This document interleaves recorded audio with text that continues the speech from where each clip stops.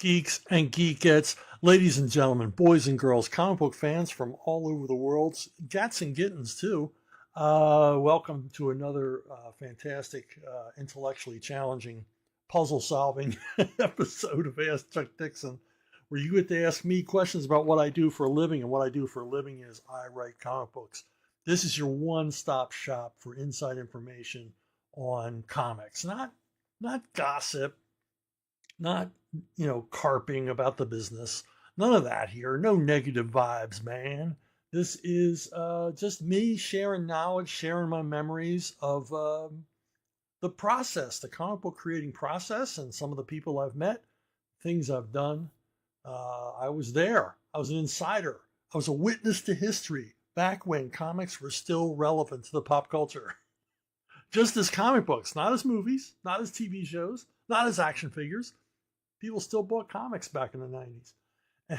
Anyway, hey, a whole bunch of you did as I asked, and you kindly checked your subscriptions and found out that they had been canceled and confirmed your subscriptions. But I'm still hovering just above the 10,000 mark, and I have been for like 6 months.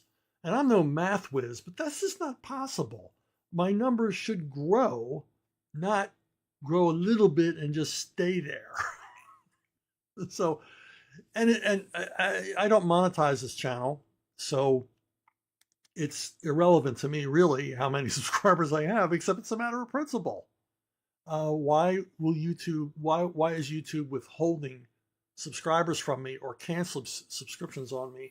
I guess it's just, part of what they do.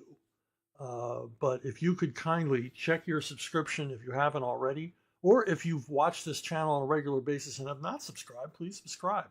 I'd like to get up at least 500 above 10,000, so I feel like I'm safe. Anyway, let's get to your first questions. Sparking Drill. Wow, what's the source of that name? Something I've been curious about and have been having a hard time finding anything solid is information about comics legend Robert Kanigher. Can't find any book or good fan pages, perhaps because I'm not looking hard enough. But it's been more sparse than I thought it would be. Kanigher, as I understand, he was the second main writer for Wonder Woman and the longest writer on the book ever, spanning 20 years. However, he is labeled as something of a villain in histories of Wonder Woman that I have seen. He is also known for Sergeant Rock and Easy Company, as well as many war-based comics, though he never served. I believe he was turned away from serving. I really, really want to know more about Kanigher and his legacy, whether good or bad. It seems like he has left a great big mark on comics, especially DC's third member of the Trinity. Well, Bob Kanigher, not really a beloved figure. His work was beloved, but personally himself, I met any number of old pros, guys that went all the way back to the Golden Age. I've met them over my career, and nobody ever had anything good to say about Bob Kanigher. In addition to being a writer at DC, he was a longtime editor, and apparently was a bit of a son of a bitch. He was the editor who, quite famously, well, let me start. Back in the day, if you were a freelancer at DC, you could request a special check. You could request an advance on your page rate if there was some dire emergency. And so you could go in and your editor could, at his desk, write you a check right then and there. And many editors did. But Kanigher would make his freelancers humiliate themselves. He would stand on his desk and hold the check over their head. And if they could leap up and get it, they could have it. And if they couldn't leap up and reach the check, they didn't get it. I mean, that's a real bastard. Murphy Anderson told me that. Many told me that story, but Murphy Anderson told me the most detailed version of it. And as Murphy said, I always got the check because I'm tall. And Murphy was like 6'1". So not a lot, but also, I mean, he didn't do much for his reputation when he quote unquote retired from DC. He asked them to keep his office so you could come in on Wednesdays and have an office at DC. And of course, office space was tight, and obviously they'd hired a replacement for Kanigher. He just didn't leave his off, his position vacant. So they hired this young guy who took over Kanigher's office and didn't change anything. He kept it the way Kanigher had it. And on Wednesdays, when Kanigher would show up to go to his quote unquote office, this editor would go work in the break room. He would keep up the fantasy that Bob Kanigher still had an office. And eventually, it was either Dick Giordano or Joe Orlando at the time, said, "No, you're not doing that anymore." And they told Bob, "Look, Bob, you don't have an office here anymore. You don't really work here that much. You're a freelancer. You can't have an office." But Kanigher came in on Wednesdays anyway, and he took up station at this sofa that was in the hallway. I don't know why there was a sofa just in the hallway in between some of the offices. It was like a turning of a corner. It was just room enough for like a 3-seat sofa. And that's where he, planted himself every Wednesday. And if you went by and you were within, it's like something out of Greek mythology. If you met his gaze, he had you trapped. So, and he didn't care who he was talking to. I mean, he was talking to me. I was nobody at the time. This is late 70s. I was, a total wannabe. Had no freaking clue how to get in the business, but I knew that hanging around DC or Marvel would help. And you couldn't get in at Marvel, but I could get in at DC for some reason. And he latched on to me a couple of times and told me a whole bunch of crazy stories. And among them was he was still angry because he said that the TV show Combat in the 60s had stolen plot lines from his Sergeant Rock comics. And he was still angry about it. And this is, 20 some years later. And you didn't say anything. You didn't have a conversation, just listen to him. But I kept thinking, probably the other way around. I mean, plus you're writing a comic, Sergeant Rock, about a small unit in World War II. And Combat is about weekly a small unit in World War II. You're going to run into some, places where your Venn diagram joins. There's just so many ideas for a format like that. I mean, when the country boy shows up in the unit and he's got a guitar, and you did that in Sergeant Rock and you did it in Combat, but that was just going to happen because stuff like that actually happened in World War II. People mixing up in units and there being a character in the unit. And Kanigher did a lot with that, where you'd have a new guy join Easy and the story would be about the new guy. And Combat, every week the story was about the new guy. On Combat, every week there was a special guest star, and you knew ahead of time that's the guy that's going to die because he's not going to be a series regular. By the end of the episode, Lee Marvin or Mickey Rooney are going to be lying dead in a ditch somewhere. So Kanigher's claims to that were not founded in reality. So,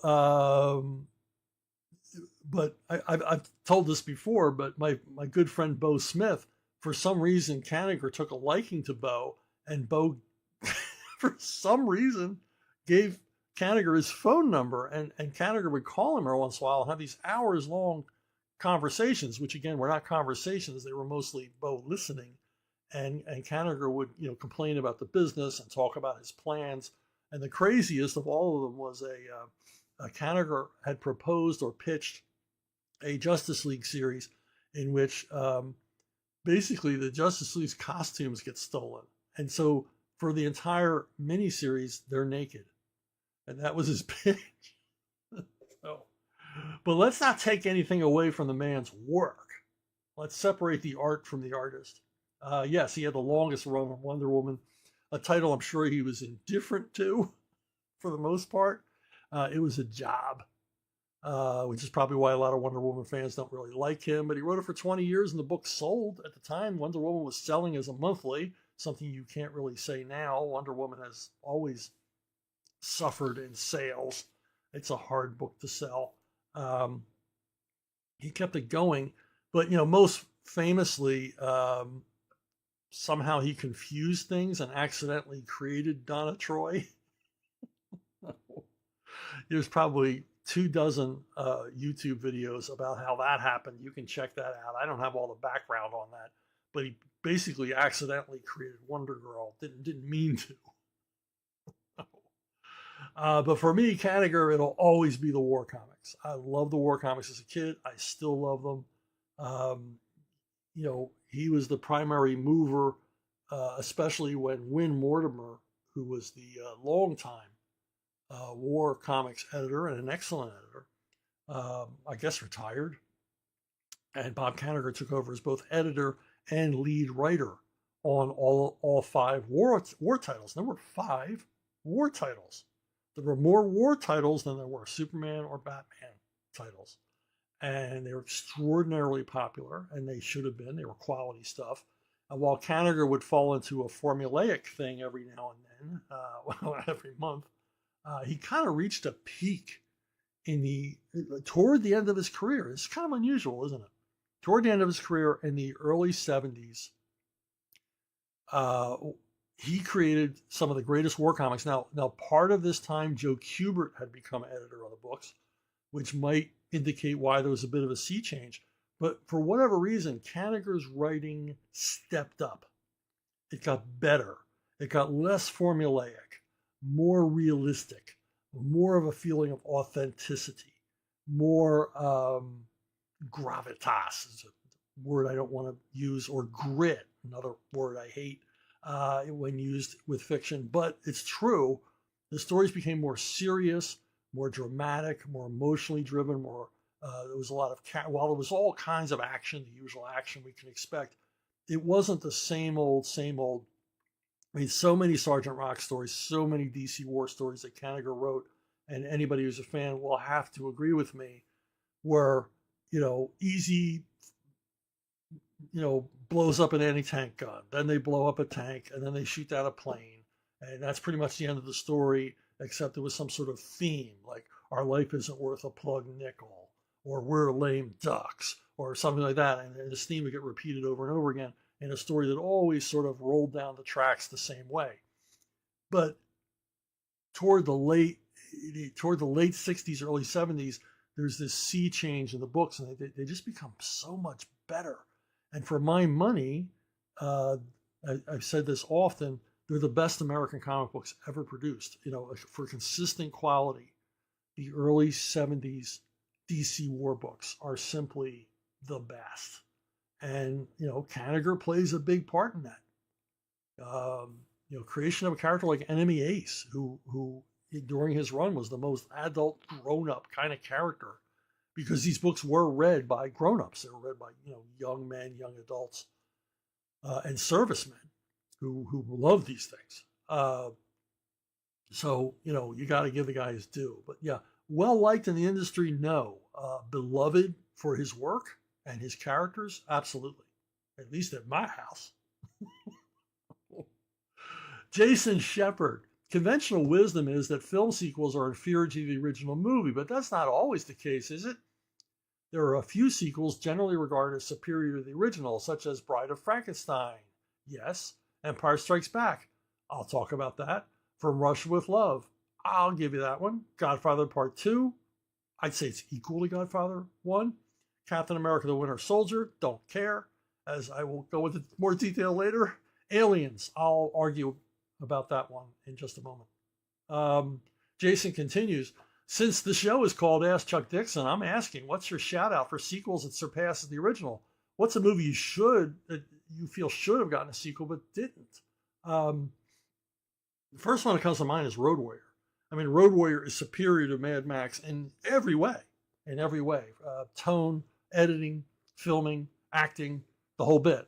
Nothing wrong with Mad Max, but Mad Max, the original film, is just a low budget drive-in feature. At the time, a lot of people don't know this or have forgotten this. Mad Max, when it was released in the United States as a drive-in feature, I remember seeing it on a double bill with a Jan Michael Vincent action movie at a drive-in. Mad Max was redubbed in American because early preview audiences couldn't understand what the Australians were saying. So, Mad Max is redubbed by some guy, with a Nebraska accent or something. So Road Warrior, yeah, definitely superior to the first film, and launches a whole franchise based off of this. Which, while I enjoy the follow-ups, never quite matched Road Warrior. The sequels that follow Road Warrior, not as good. Although I rewatch them quite a bit and enjoy all of them. French Connection 2. Now, French Connection was lightning in a bottle. It was hugely popular and won Best Picture of the Year, a big surprise. I mean, low-budget crime thriller, a police movie shot on the cheap in New York, becomes this surprise breakout hit. And largely because it sort of turns the expectations of American audiences of what a cop thriller should be, turns them on its head. It's closer in feel to a French policier, a Melville movie, a Belmondo or Alain Delon police thriller than or Lino Ventura police thriller than anything made in the United States. And it seemed so fresh and so new, and to American audiences it certainly was. I mean, it's an amazing French Connection is an amazing movie. How to make a sequel? Okay, well, obviously there's a cliffhanger ending to French Connection. The Frenchman, the main character, gets away. And what's going to happen next? Well, Popeye Doyle, played by Gene Hackman, pursues him. Now, is French Connection 2 superior to French Connection? No, but it is absolutely a worthy sequel. It does not in any way try to remake the first film. It continues the story. It does what a sequel is supposed to do. It doesn't try to imitate the original. It expands on the original, and it has a great action set piece that is entirely different than the great action set piece of French Connection. That classic legendary car chase is replaced by a gun battle in a dry dock in a shipyard that is quickly flooding, and it's a terrific sequence. But what's most special about this movie is Hackman's performance. He was always good. Gene Hackman always delivered, but his performance is amazing. He plays a junkie. He wasn't a junkie. He plays a cop who gets turned into a junkie. When the Frenchman captures him, he doesn't kill him. He hooks him on heroin in a harrowing series of scenes that obviously are supposed to take place over weeks of time, leaving Popeye Doyle just a waste-away, a junkie. All he can think about is his next fix. And the Frenchman has exacted the most painful, most horrible revenge on his enemy he can possibly imagine. He's turned him into the thing he hates.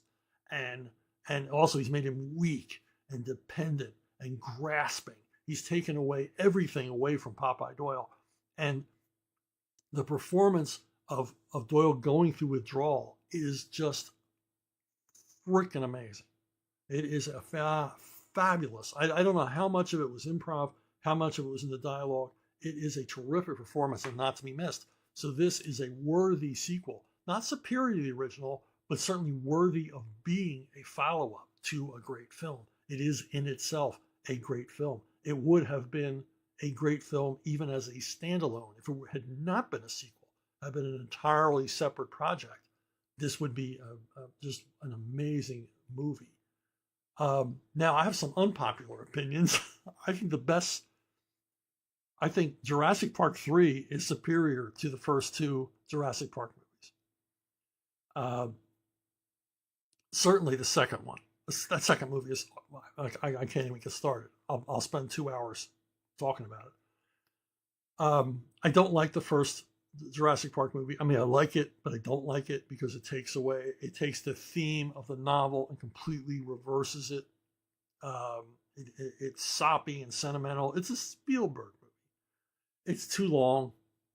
And the second one is even longer and much too long. And here we get to the third one. No, not Spielberg. And it's kept below 90 minutes. It's a monster movie. It's the Jurassic Park movie I wanted to see. It's under 90 minutes, unapologetic monster movie. That's all I want from these things. I don't want to be lectured about, the nature of life or whatever. I don't want any, thinly veiled ecological messages, about the environment or anything else. I want a monster movie, and that's what this is. And uh, my fellow collaborator on comics, Rodolfo DiMaggio, he worked as production artist and storyboard artist on this movie. So I got to hear a lot about this movie while in production. And boy, was I excited to see it. Of course, the finished version was watered down from what Rodolfo told me. He sent me some storyboard sequences that were, an A-10 warthog strafing the jungle to kill the Spinosaurus. That's how the film was going to climax. And when Spielberg heard about it, he's like, "You can't do that. You can't show people shooting dinosaurs." What a wuss. It's like, his whole idea of life will go on. These creatures are extinct. They deserve to be extinct. They need to be extinct. They can't even exist properly in our current environment. This planet is not for them anymore, Mr. Spielberg. They're not, some endangered species. They are an extinct species. They're extinct for a reason. Oh my God. Okay, I promised I wouldn't go on. Aliens. Aliens is not superior to Alien.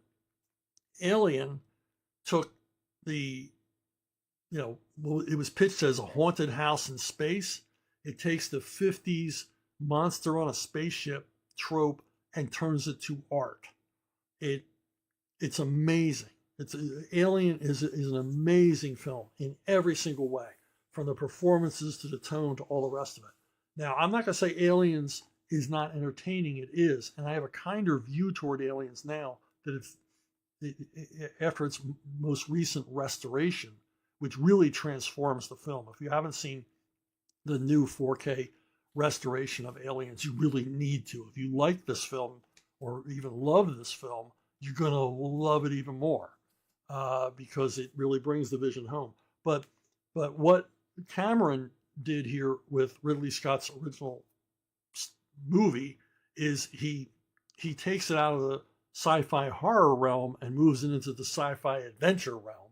And Aliens is very much a comic book. I don't mean that in a derogatory way. Obviously, I'm a comic book writer. It's a more comic book approach to the concept than the first one. And there's some great stuff in it. There's some cringeworthy stuff for me in it. I hate Cameron's attitude toward the military, which you see throughout all of his movies. I don't know if this guy got beat up by some Marines one time or something, but he's got a real grudge against the American military. Any case, it's a good sequel. I'm not even going to say it's a worthy sequel. I catch a lot of crap for this, but Alien stands alone. It's like trying to do a sequel to Jaws. You're not going to it's lightning in a bottle. You're not going to recapture that. But yeah, it's entertaining, and I'll watch it. I probably watch it once a year, especially now with the restoration. Empire Strikes Back. Empire Strikes Back is another movie that does what a sequel is supposed to do. Talk about lightning in a bottle. Star Wars. Oh my God. It hit like a bombshell. People were freaked out. It was a phenomenon. It was enormous. How do you follow up on that? Well, you follow up on it by expanding the story, not trying to remake the original, but like they do over and over and over again now in the Star Wars franchise. They keep remaking the first movie over and over again. Yes, I'm looking at you, Return of the Jedi, and every other movie. Empire Strikes Back goes in a different direction. It tells this sort of bifurcated story. It separates its main cast and tells these two separate parallel stories.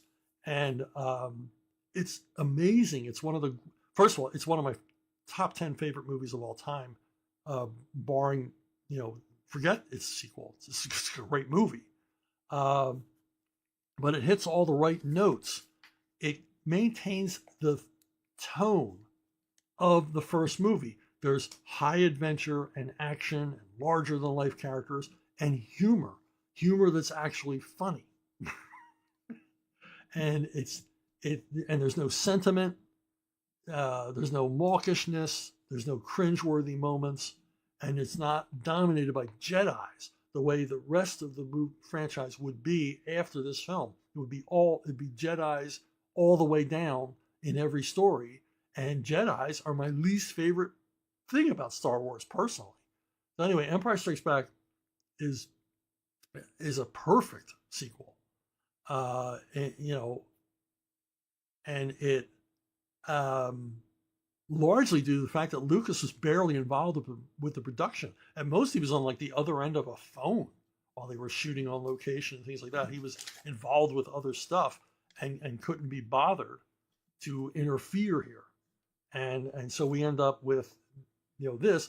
The only place he interfered with was the ending. He got in a fight with Gary Kurtz, which Gary Kurtz was doing the heavy lifting on this movie, and apparently, this ended their partnership because Kurtz did not think it was a good idea for Luke and Leia to be brother and sister. That the third film would be Luke looking for his sister. His sister's identity would remain a mystery until the third film. Boy, that would have been a much better story than what they had in that crap fest of Return of the Jedi. Plus, it just, Lucas never seemed to care much about continuity. I mean, he establishes Leia as a possible love interest for Luke. Then it turns out his sister. That's pretty damn creepy. And I still say, no, he did not have all this in mind. He wasn't setting all this up. He was, I think, largely indifferent to the production of Empire Strikes Back until he realized, because the studio, quite frankly, was afraid it was going to lose money. They didn't spend a lot of money on this the way you usually do with a sequel. You usually double the amount of money you spend on a sequel because it's going to make more, because audiences are even more familiar with it now, will be anxious to see the follow-up, especially a blockbuster hit like Star Wars. But even Lucas was like, no, we're not spending any more money on this. It might bomb. Had no faith in the property. And of course, he was proven wrong. And when he saw the money it made, he wanted to be more involved from that point on. He wanted his name all over it. So there you go. Sorry, Mr. Lucas, but that's the way it goes. Now, a movie that I might potentially have wanted to see a sequel to is one of my favorites, The Hot Rock, but I'm glad it never got one. Because The Hot Rock is a early 70s crime caper comedy based on a novel by Donald Westlake, one of my favorite writers. And it's about a bunch of thieves who just can't seem to get out of their own way. Every day is a bad day for these guys. They just have a bad run of luck, and they have to keep stealing the same precious gem over and over and over again in various ways in a totally deconstructed plot line that largely follows the plot line of the novel. Why wouldn't I want to see a sequel? Why wouldn't I want to see this great cast back together for another crime caper comedy? Well, largely because you probably couldn't get them back together. And I wouldn't want to see another story of the Dortmunder gang, which is what this was. I wouldn't want to see it with any other cast. You're never going to get Robert Redford back for a sequel. The man's never done a sequel. You wouldn't even do a sequel to The Sting, no matter how much money they threw at him. And George Segal's career had taken off, and you weren't going to get them back together. You probably weren't going to get the director back together. Peter Yates was very much in demand for films.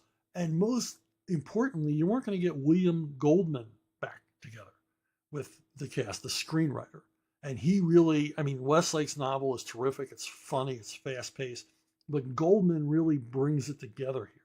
He really is the magic glue that really turns the novel, an excellent novel, into an excellent movie.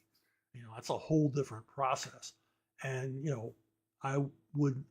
while I would love to see more Dortmunder gang movies, and they have made them, and they've all generally been awful and miscast, I don't want the original experience of seeing Hot Rock ruined by a crappy sequel. We all have favorite movies that were ruined by sequels. Highlander, The Matrix. You don't want that initial experience ruined. I'd rather Hot Rock stood alone. If that makes any sense at all. So yeah, I can't think of a movie that I want to see a sequel to because I don't want that original experience ruined for me. Kenny Todd, you've talked about the Iron Ghost miniseries and the three-part Legends of the Batman story. I was fortunate enough to find them both and read them a few days ago. Wow. On the Iron Ghost, did you toy with the idea of not revealing who he was?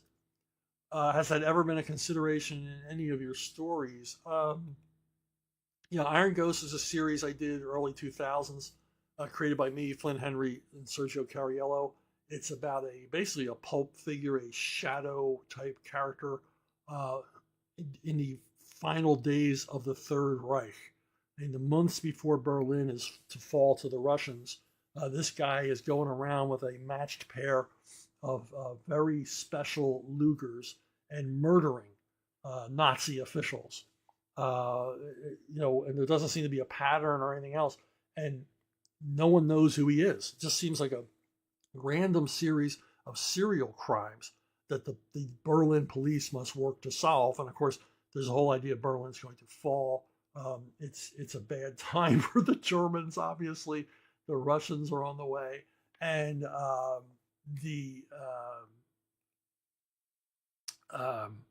the irony of trying to find a murderer in a city where thousands are dying every day from bombing and the rest of it. I really like that bitter irony and also doing a masked vigilante whodunit. No, I never thought of not revealing who he was because I wanted this to be a complete story. And of course, finding out who the Iron Ghost really is it does not preclude there being sequels and continuations, which I would love to do someday. Sergio and I talk about continuing this series all the time, and I do have a bunch of ideas. But it will be for another day. But no, I did not consider not revealing who he was because I wanted to have a payoff for the reader. And I didn't know if this would ever continue, and it's been 20 years, so it has not continued. So I'm glad I made the decision I did, and basically gave you a resolution to what amounts to a whodunit mystery. So there you go. MB, I am based in Melbourne, that's in Australia, folks, and I write and draw a self-published comic about Australian-based superheroes called the Down Unders. My question is, other than online promotion and doing local conventions, how would I be better suited to promote my comics to other potential interested readers? I recently released 2 issues of a series, Wombat Man, to much success. So much that I'm busy working on the 3rd issue. The sales are good, but I'd like to reach a larger audience. Well, if you're having success, congratulations. It's a tough business, isn't it? Creating comics is fun. Marketing comics is a drag.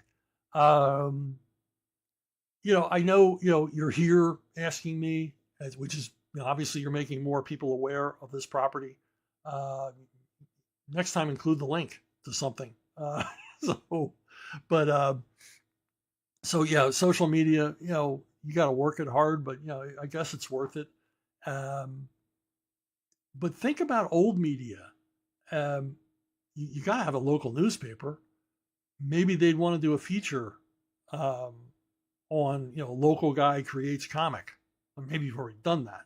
But I would suggest if you haven't done it, contact your local newspaper. Even if it's your local, what we have here in the United States, penny saver newspapers, basically just some columns and a whole bunch of coupons. But, people read them by the thousands.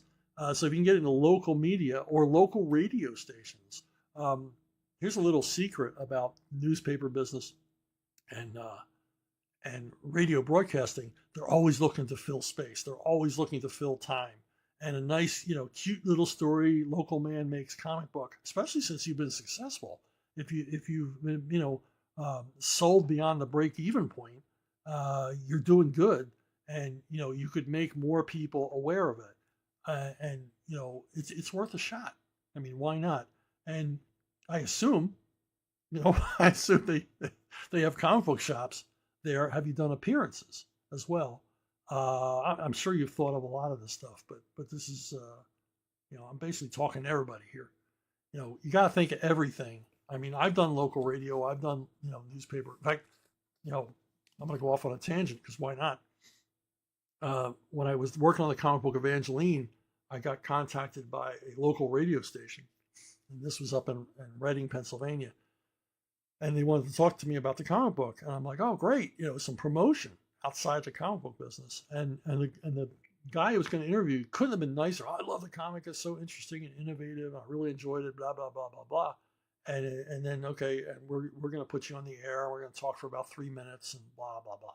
So okay, great. So I'm on the phone waiting to be cued.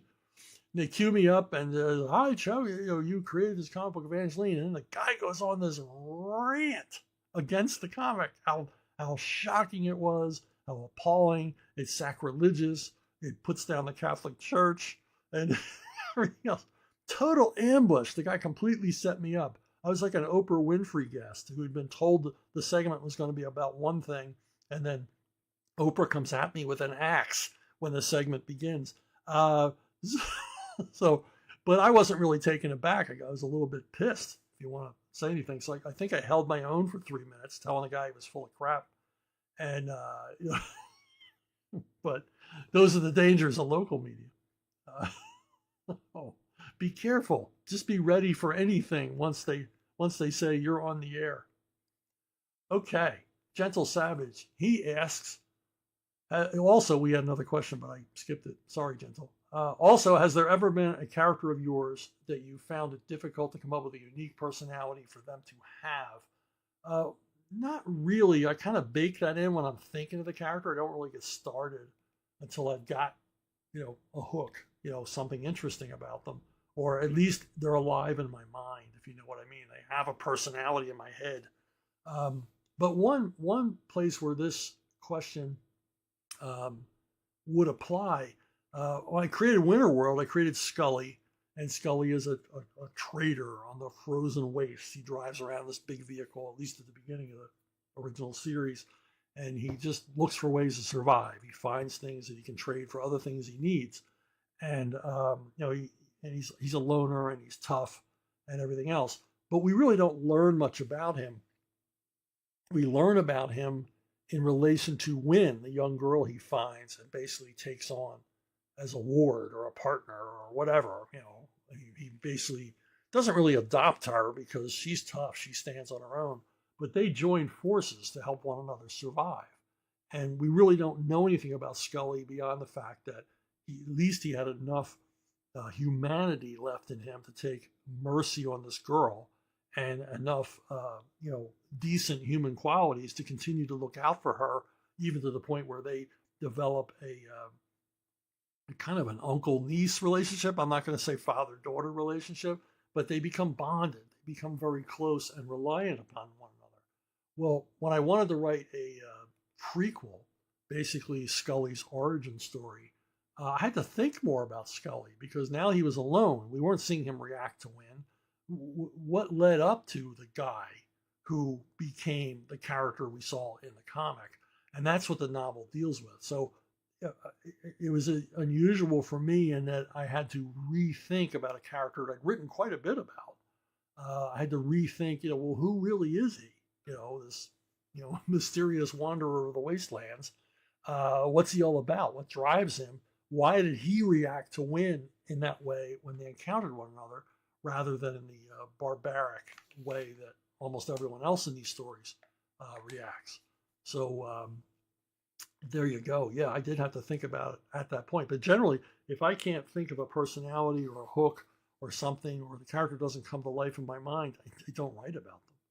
Because I'm like, hey, if I'm not interested in this guy, how will the readers be interested? Gentle Savage again. This was your first question. You should have gotten a twin spin. I'm sorry. I put your questions out of order because what can I say? I don't have staff here. This isn't NPR. Mr. Dixon, when you're writing action scenes in a comic book script, how much do you go into detail? Do you go into, and how much of the fight scenes do you leave up to the artist's interpretation and imagination? That depends on the artist. Now, working with a guy like Graham Nolan, I like blocking out the fights because I kind of see in my head his panel compositions and stuff like that. His strengths. He doesn't have any weaknesses, but his absolute strengths in storytelling and the rest of it. And I enjoy choreographing his fight scenes because it's fun. It's fun. He's never complained. He's never said, "Ah, you got this all wrong." In fact, he got mad at me once because in the middle of a crossover arc that I was doing about the monkey cult, the Brotherhood of the Monkey Fist, I had him do a martial arts battle in the middle of a rush hour traffic, and boy, he wasn't happy with me because he had to draw a lot of cars.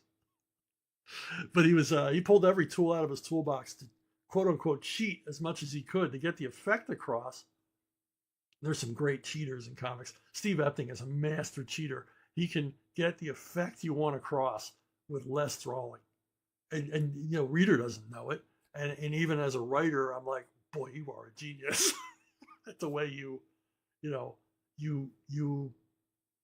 sort of change the emphasis here, and you got everything that has to be here, and the impact and everything else of it is there, but you did it so you didn't have to draw as much. And Graham is a master at that. So I sort of challenged him there on that one. Now on Nightwing, Scott McDaniel was so good at action scenes, martial arts punch-ups and chases and things like that were so much a part of the Nightwing stories. And our editor, Scott Peterson, his only demand was that we make every issue a Jackie Chan movie.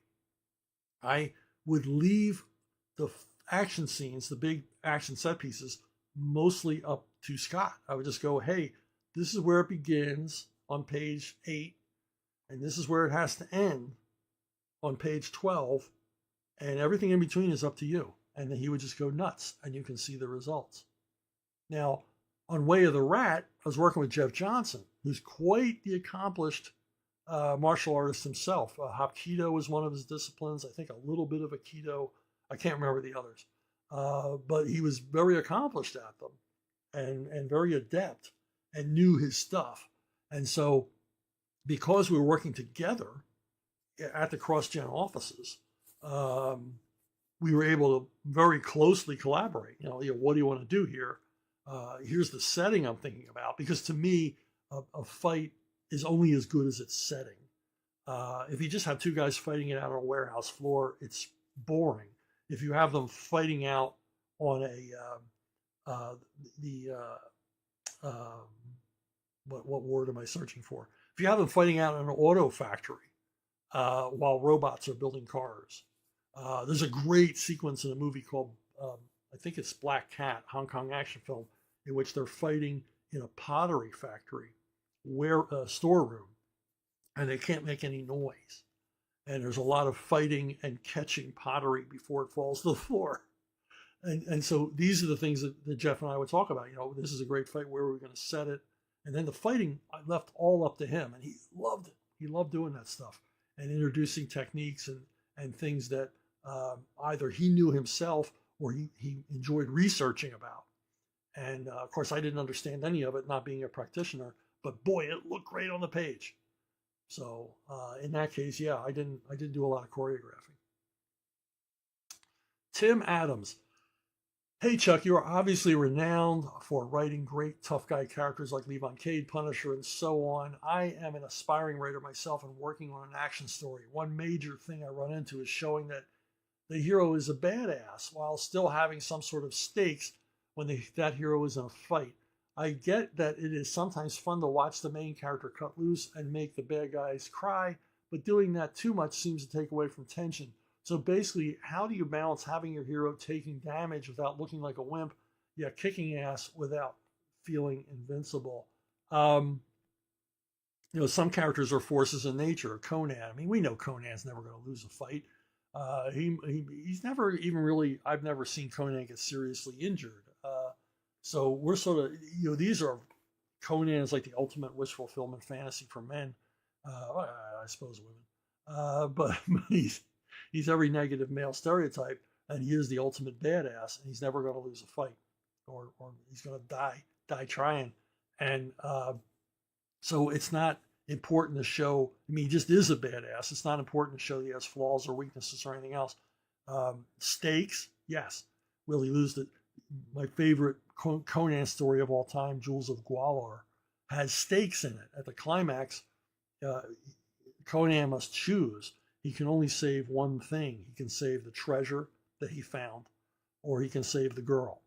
And the suspense at the end of the story beyond this giant, ape creature killing him and throwing his battered carcass off a bridge. Beyond that is, yes, Conan will win the day, but he can only save one precious item, and which one will it be?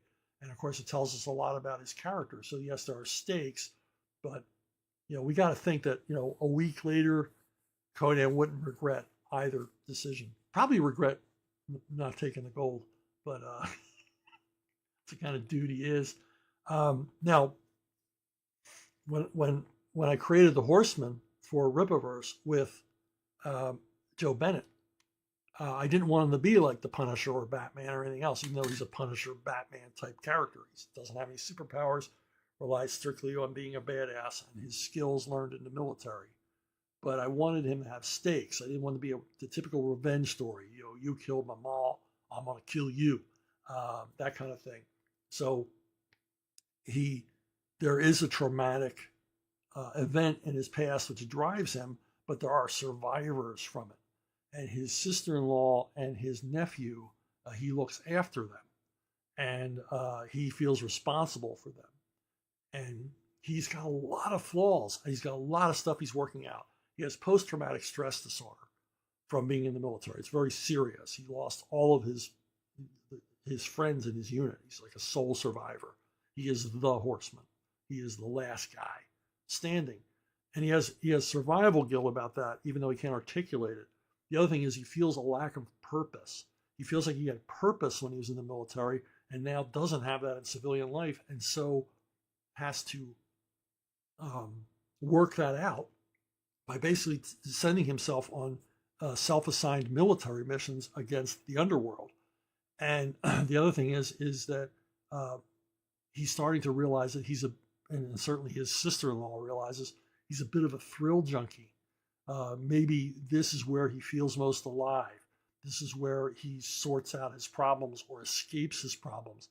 And also he doesn't think ahead. That's another flaw he has. And he's undeniably a badass, but he makes so many problems for himself. He's not a good judge of character, and he's just like anybody else. He's as human as I can make him. He's, I never really thought about this, but he's sort of my Peter Parker character. He's a guy that just can't seem to get things right the first time. And so, yeah, I mean, there's lots of ways to put it in doubt whether or not your hero is going to be victorious, either in his private life as a person, or, in some back alley, fighting 17 guys armed with automatic weapons. And, then you got characters like Bond. In the books, Bond, there are scenes where Bond is scared. There are scenes where he's worried.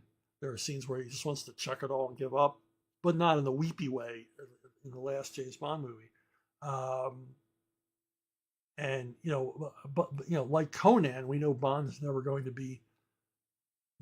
lose a fight. He's never going to be incapacitated or all the rest of it. And again, like Conan is has all the negative male stereotypes. Batman has a lot of them too. Batman's flaw, if he has a flaw, is he's a little too hard on his sidekicks. I wrote him as quite hard on his sidekicks. He's kind of a Marine drill instructor. Yeah, I'm leaning on you now because when things get tough, and you're going to need what I'm teaching you. You're going to need the seasoning and tempering I gave you to survive in a real life or death situation. So stop complaining, you little whiner. And that's Batman. Some writers lean way too into that. I didn't. I just showed him as, he was the toughest teacher at school. Punisher, again, all the negative male stereotypes. Punisher's, is a real flesh and blood human, could die at any time. The question in most writers' minds is, does he want to die? Does he have a death wish? I didn't think he had a death wish. I think he just wanted to kill as many criminals as he could and look forward to dying, old and in his sleep someday. But looking back and knowing that he killed a shit pile of people that deserve to die. But again, his flaws, he's worse than Batman with his associates. He's really hard on them. He just uses them and doesn't seem to care if they die in the fight because it's a war, man. Um, so his flaw is he's become like an unfeeling automaton. To my mind, he's totally self-interested in his war and getting revenge for himself, and that's the way I wrote him. And but then you got other characters. I mean, spoiler is a badass, and we certainly worry whether she's going to make it through a fight or not. She's a girl. It's an underdog. She's not a movie femme fatale, indestructible girl boss type character. I always wrote her as a real girl, vulnerable. Yeah, tough. She's tough in the fact that she'll just never give up. Is she tougher than her opponents many times? No. She gets her ass kicked regularly. But she always gets back up or figures another way around it. Spoiler is all about winning, not about how she wins. And she can take down larger opponents, maybe by dropping something heavy on them. She's tough. She's tough and practical, which has made her perfect partner for Robin when I was writing it, because she looked at the world a different way than he did. She had no ideas of nobility or anything else. She was all about results. So yeah, I mean, you got to make your characters human, and like you said, I love a good beatdown scene. I love to see the bad guy get his butt kicked. I mean, I think that was the secret behind Chuck Norris movies. Most Chuck Norris movies do not climax with Chuck Norris against some other opponent who might possibly beat him. They almost never end that way. Chuck Norris movies end with him catching up with the bad guy and just stomping a mud hole in him. I mean, just beating the living crap out of him. And, no chance. There's no challenge there. But that's what we want, because Chuck Norris movies end with a catharsis of, yeah, I'm the best, I'm the toughest, and you made a big mistake pissing me off. And that's what we love about Chuck Norris movies. And I'm going to go further to say that I'd like to see a lot more of that in movies than what I do see, which is the hero, in the climactic scene, which for me, I love a good fight scene, but so many of these climactic fight scenes, they go on too long. And the end result is never in question. We know the hero is going to survive. We know the hero is going to be victorious. He's going to save the girl. He's going to save the school bus full of kids, whatever. So do we really need this long...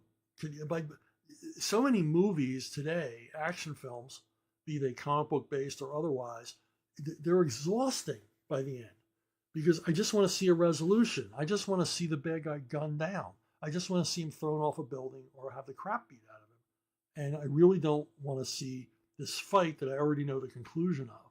It's tedious. There's got to be other ways to end movies. They didn't always end movies like this. So there you have it. Boy, was that a ramble. Jason Shepard again. I am curious what your feelings are towards Marvel Comics Man Without Fear Daredevil. He's a character I like in general sense. There have been some classic Daredevil stories, and he looks cool. Yet I find I don't really connect with him the way I do with Captain America or Batman or Conan. It seems like a lot of writers love to torment him, leaning heavy into the character's Catholic guilt. He's been slapped around more than Spider-Man, and Marvel loves to slap Spidey around. So let's ask Chuck, are you a Daredevil fan? Did you ever pitch a Daredevil story or use him in any of your series? The only time I used Daredevil was in a Marvel Knights series that I did. I think I did 12 issues of Marvel Knights. And Daredevil was pretty much the...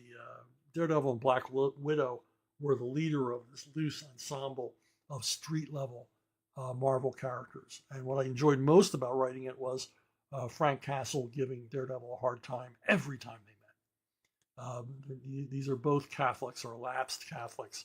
But Frank was like the school bully meeting the altar boy every time they encountered one another. Daredevil didn't approve of Frank's methods, obviously, and Frank didn't approve of Daredevil at all. Thought he was just a big wimp. Now, I bought Daredevil when it first came out, and then after Wally Wood, they brought Wally Wood on for 2 issues.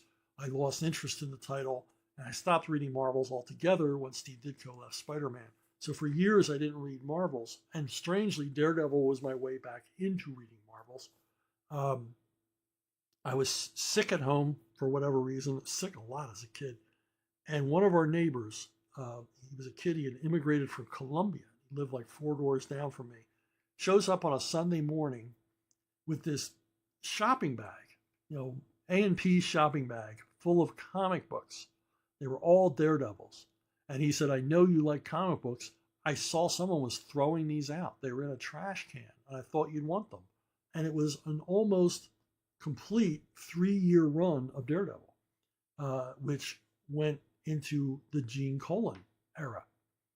And I'm like, I know I vowed that I'd never buy another Marvel comic book, but here's the universe telling me I need to read Marvel comic books. Somebody's showing up with an enormous stack of comic books just for me. And so I thanked them profusely. Oscar, if you're still out there, immense gratitude towards you. That was a very kind thing for you to do. And I, spent like the following week just reading through that run, fell in love with the character, began buying Daredevil, and eventually began buying all the Marvels again. And caught up with all the Marvels I missed by high school by buying a friend's entire collection for $0.05 a piece. So I caught up with the whole Marvel universe over one summer, the years that I had missed. But I really liked the Colan run. It was a lot of fun. Lost interest in the title when Gene Colan left as regular artist, stopped buying it. And like everybody else in the 80s, started buying it again when Frank Miller came on as artist. Roger McKenzie writing. Roger McKenzie never gets enough credit for what happened on that title. And Frank Miller taking it over, and everybody was reading it and talking about it and everything else. So yeah. And then when he left, I never read it again. I tried reading it with Johnny Romita Jr. took over. The artwork is fantastic on Johnny's run, but Ann Nocenti's writing, I don't get it. I think Ann Nocenti was AI before there was AI. Her dialogue was like, what the hell are they talking about? Never understood it. But JR's art, terrific. Tim Adams again. I'm missing all the twin spins. Hey, Chuck, I once read that the Death of Superman arc came about because they had to scrap the plan to have Superman marry Lois. They were told to hold off on the comic book wedding so it could line up with the inevitable wedding in the Lois and Clark TV show that was airing at the same time. Since the Superman team suddenly had to scrap a year worth of planning, leading to someone saying, why don't you just kill him? I've never heard that story, or maybe I did and forgot it.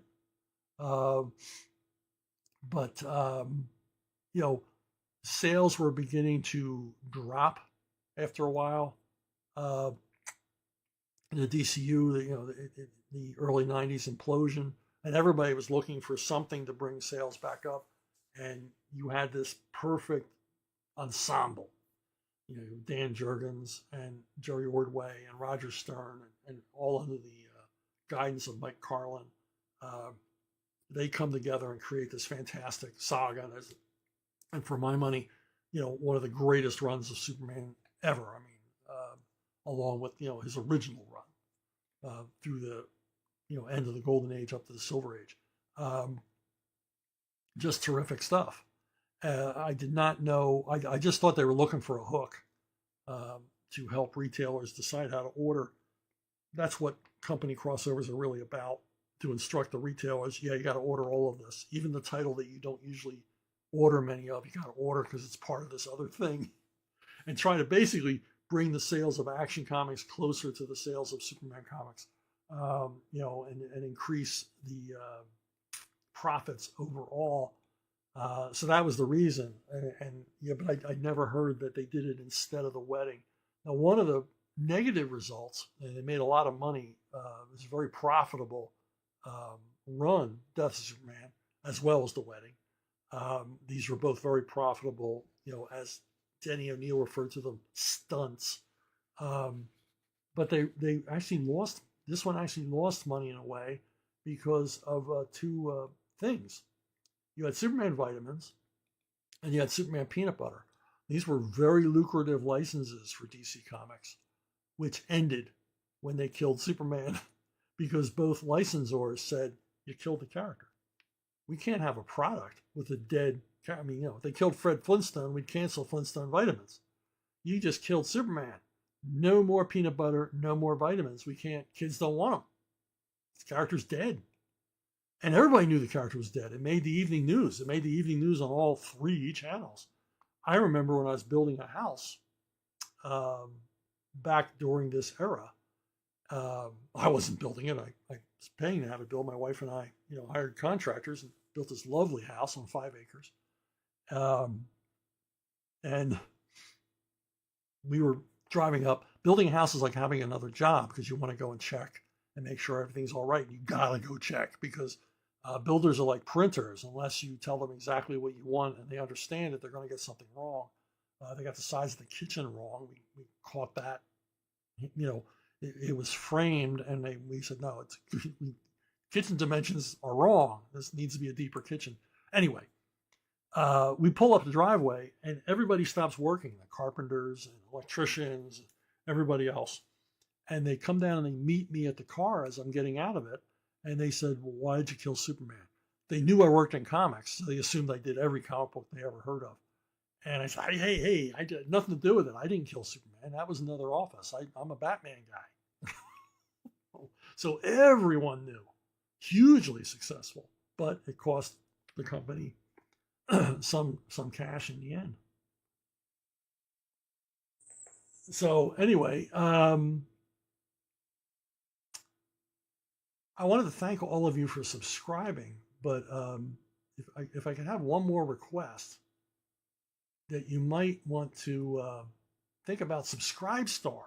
SubscribeStar is a service where I have a $1 platform and a $5 platform, and every month you get digital goodies, and every once in a while you get some physical media goodies, some signed comics or postcards or stuff like that I will send along to you. And mostly your reward will be that you know that you contributed to my various creator-owned projects. Something Big, My Sister Suprema, my upcoming project for Compass Comics. These are all paid for in part by SubscribeStar subscribers. I don't get paid to write these things, but I got to pay my artists and colorists and letterers. And to get those funds, I use SubscribeStar. And I'm going to put the link down below so you can check it out. But it's, not a lot of people join. It's a small club, but I'd like to see it get bigger. And the bigger it gets, the more rewards I will be able to send out. I mean, for example, everyone who subscribed got a free copy of the My Sister Suprema book. But every month you get, and I've sent out numerous postcards. I sent out a figurine of myself, a role-playing figurine of yours truly. And then every month there's digital goodies with all kinds of unpublished stories. I sent out the treatment for Expendables 2, the treatment that I wrote for Expendables 2 that was rejected. Things like that, little lost pieces of ephemera that you're not going to see anywhere else. And I send them so they can be all yours for your very own. So anyway, that's the pitch.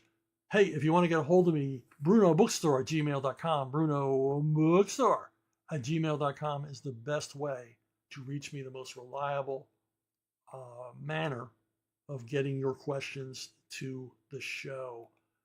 I want to thank you all for subscribing and liking and listening and watching and all the rest of it. And hopefully I will see every single one of you